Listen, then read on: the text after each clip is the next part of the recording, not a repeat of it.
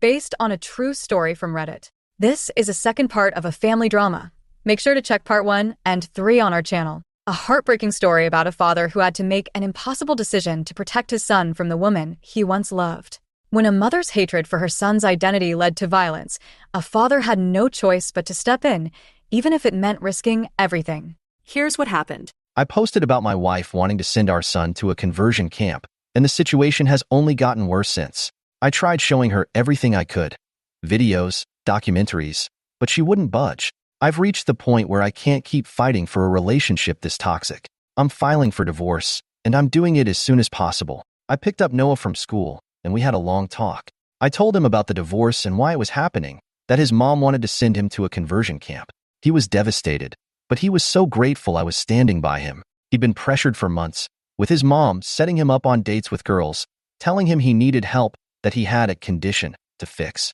I can't believe I didn't see it sooner. I failed to protect him, and it breaks my heart. When we got home, I confronted my wife. She tried to justify herself at first, claiming she was doing it for him. But quickly the conversation turned ugly. Her words became cruel and hateful. She wasn't concerned about him.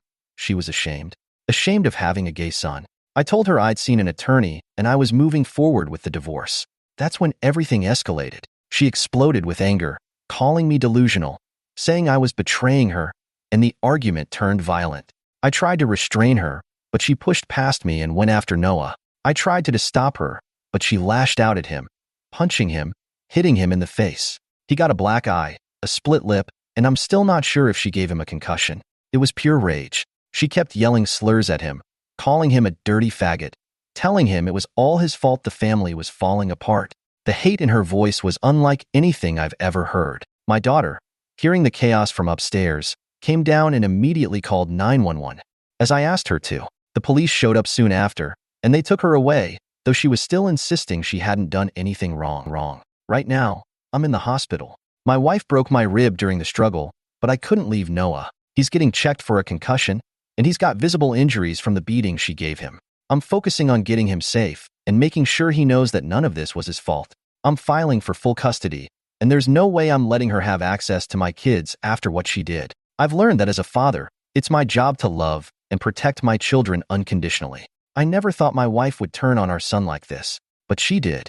Now, I'll do whatever it takes to make sure Noah is safe, no matter what. If you wonder what happens next, check the last part of this story.